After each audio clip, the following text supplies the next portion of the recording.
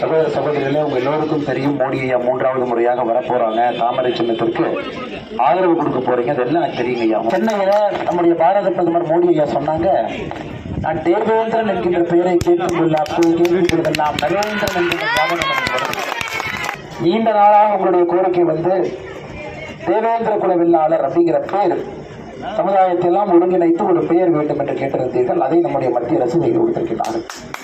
அடுத்த முக்கியமான கோரிக்கை பசுமை வெளியேற்றப்பட்டது. இன்னைக்கு தமிழகத்தில் எல்லா இடத்திலும் கூட, குறிப்பாக தென்காசி, ராமநாதபுரம், விருதுநகர், நம்ம அந்த பகுதியெல்லாம் போனீங்கன்னா நிறைய கோரிக்கைகள் வந்துட்டு இருக்காங்க. அதனால் நம்ம நிச்சயமாக இந்த தேர்தலுக்கு பிறகு தேவேந்திர குல வெள்ளாளர்கள் கூட்டமைப்பு சங்கம் அவங்க எல்லாத்தையும் இணைத்து நிறைய பேசுவோம் நமக்குள்ள. ஏன்னா இந்த சமுதாயத்தில் நிறைய அரசு அதிகாரிகள் இருக்கிறாங்க, நிறைய வேற வேற பணியில் இருக்கிற அதிகாரிகள் இருக்கிறாங்க. எல்லாத்தையும் கூப்பிட்டு கலந்து ஆலோசித்து மாணவர்கள் எல்லாம் கூப்பிட்டு சமுதாயத்திற்கு எது சரி என்று படுகிறதோ